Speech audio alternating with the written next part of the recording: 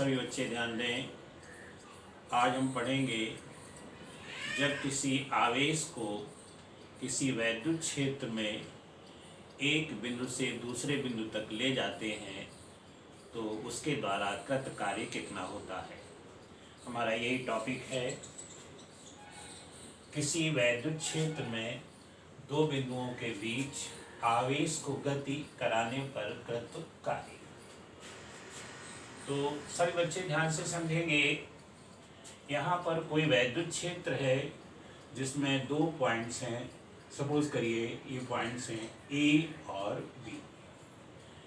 Point A पर potential है VA और पॉइंट बी पर पोटेंशियल है VB। अब V यानी पॉइंट ए से B पॉइंट तक किसी आवेश Q0 को गति कराया जाता है, यानी A से B तक इसको ले जाया जाता है। यहाँ पर A और B के बीच पोटेंशियल डिफरेंस है VA माइनस VB। तो सबसे पहले यहीं से हम शुरू करते हैं। पोटेंशियल डिफरेंस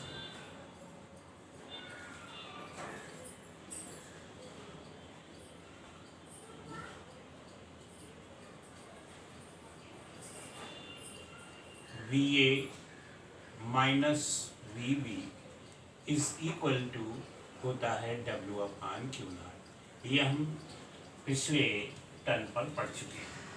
अगर इसको सॉल्व करें तो यहाँ पर वर्क डन यानी कृत कार्य W ये बराबर हो जाएगा Q0 into VA minus V। ये पोटेंशियल के फार्मूले से हमें प्राप्त हुआ है और इसके द्वारा वर्क डन W बराबर Q0 into VA minus V।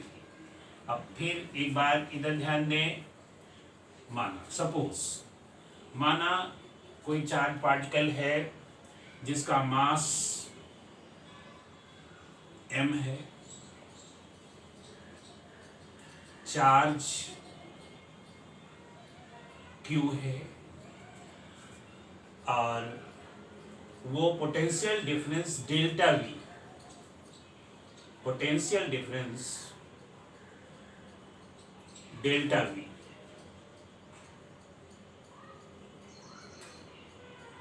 में त्वरित कराया जाता है, तो उसके द्वारा जो एनर्जी प्राप्त होती है वो मान लीजिए W है, यदि वर्क डन W है या एनर्जी W है। तो यहाँ पर वर्क डन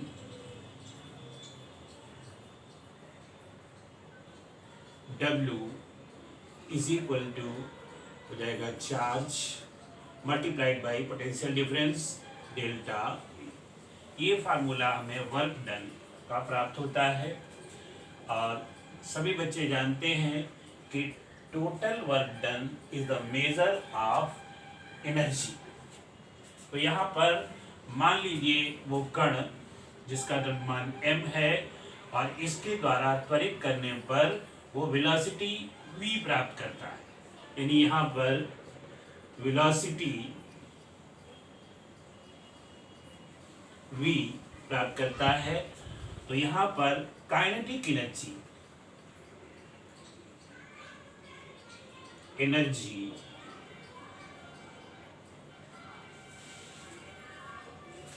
इसको हम कुछ भी नाम दे सकते हैं या इसको लिख देते half mv² is equal to total work done that is Q into delta V।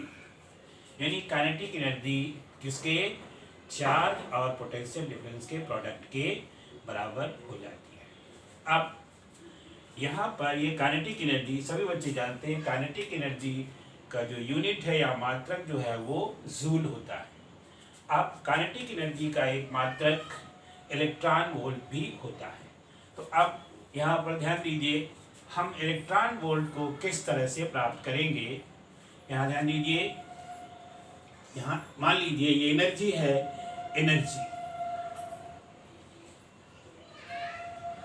और ये एनर्जी यहाँ पर ये चार्ज ऑफ इलेक्ट्रॉन यानी Q की जगह है charge of electron.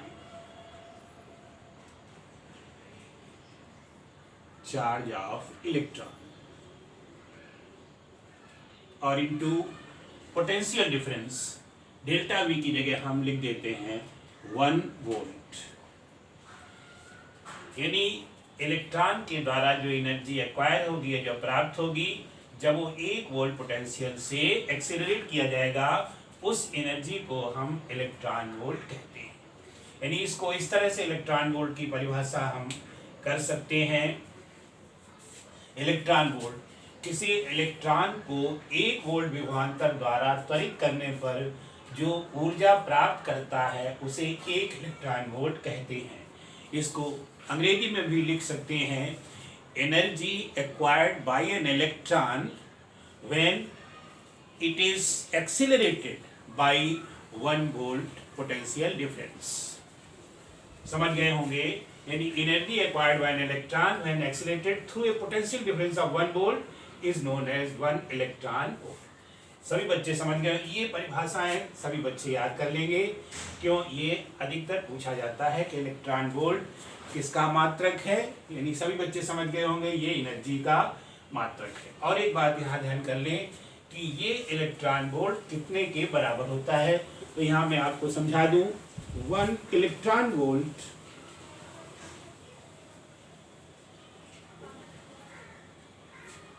Is equal to होता है 1.6 इंटू 10⁻⁻⁻19 जूल। यानी 1 इलेक्ट्रॉन वोल्ट एनर्जी जो है 1.6 इंटू 10⁻⁻19 जूल के बराबर होती है। याद रखने के लिए सभी बच्चे याद रख सकते हैं यहाँ पर ये इलेक्ट्रॉन का चार्ज है और जितना इलेक्ट्रॉन का चार्ज होता है उतनी ही एनर्जी एक्वायर करता है।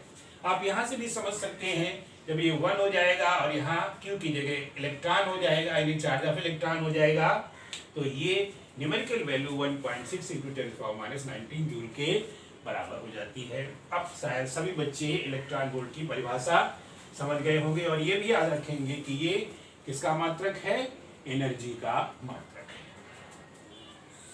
अब इसके पश्चात हम पढ़ेंगे अर्थ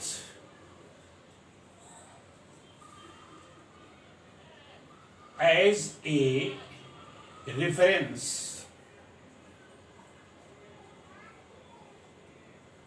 of potential।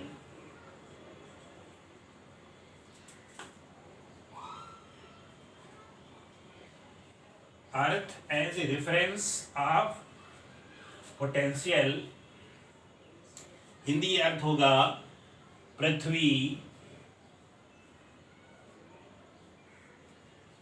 विभव के निर्देश तंत्र के रूप में।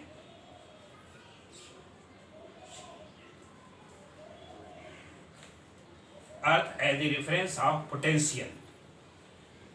देखिए ये पढ़ने में कठिन लग रहा है लेकिन समझना बिल्कुल सरल है। हम आपको पहले बता चुके हैं कि किसी भी चीज़ का मेजरमेंट किसी रेफरेंस पॉइंट को लेकर के किया जाता है। जैसे कोऑर्डिनेट ज्योमेट्री में हम जो भी पॉइंट या कुछ भी चीज़ लोकेट करते हैं तो उसमें एक्स वाई कोऑर्डिनेट्स का जो ओरिजिन है उसको रेफरेंस पॉइंट लेकर के उनको लोकेट करते हैं। इसी तरह से पृथ्वी इतनी बड़ी है कि उसकी जो कैपेसिटी है वो अनंत है और कैपेसिटी अनंत होने के कारण उसका जो पोटेंशियल है वो सदैव 0 होता है। कितना भी चार्ज दे दिया जाए अर्थ को लेकिन उसके पोटेंशियल में कभी कोई वृद्धि नहीं होती है। यानी उसका पोटेंशियल हमेशा 0 माना जाता है। तो जितने भी पोटेंशियल है वो सब अर्थ के रिस्पेक्ट में नापे जाते हैं। इसलिए पृथ्वी को हम एक निर्देश तंत्र के रूप में लेते हैं। आप इसको इस तरह से आप समझ सकते हैं। जैसे मान लीजिए अर्थ है,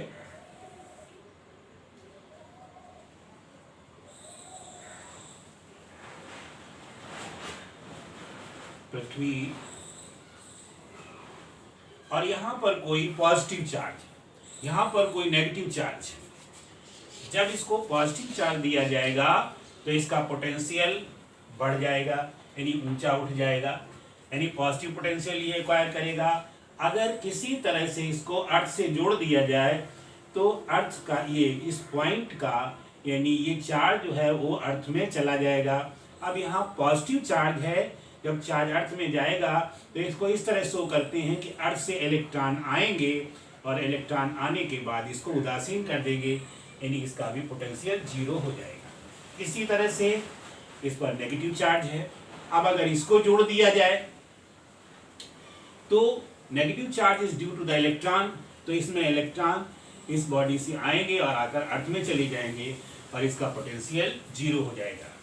वैसे अगर मेजर किया जाएगा तो हम ये नापे, अगर इसका पोटेंशियल मान लीजिए 5 वोल्ट है तो इसका मतलब क्या है, 5 volt is the potential with respect to the earth. यहाँ भी यही है, 5 मान लीजिए यहाँ -3 वोल्ट है तो -3 वोल्ट का भी मतलब वही है कि -3 volt is the potential with respect to the earth. कहने का मतलब जितने भी पोटेंशियल हम नापेंगे सब अर्थ के सापेक्ष नापते हैं, इसलिए अर्थ को हम एक निर्देश तंत्र के रूप में लेते हैं। सभी बच्चे इसको समझ गए होंगे। यहाँ पर इसके बाद हम इलेक्ट्रॉन वोल्ट के और छोटे मात्रक भी कभी कभी पढ़ते हैं, जिसमें milli electron volt, micro electron volt ये भी हो सकते हैं। अगर कभी आवश्यकता पड़े तो इनको भी आप पढ़ लेना और समझ लेना। अब ये बातें सभी आप लोग समझ गए होंगे और ये परिभाषाएं याद कर डालना। आगे ये सब प्रयोग किए जाएंगे जब आगे की स्टडी और करेंगे।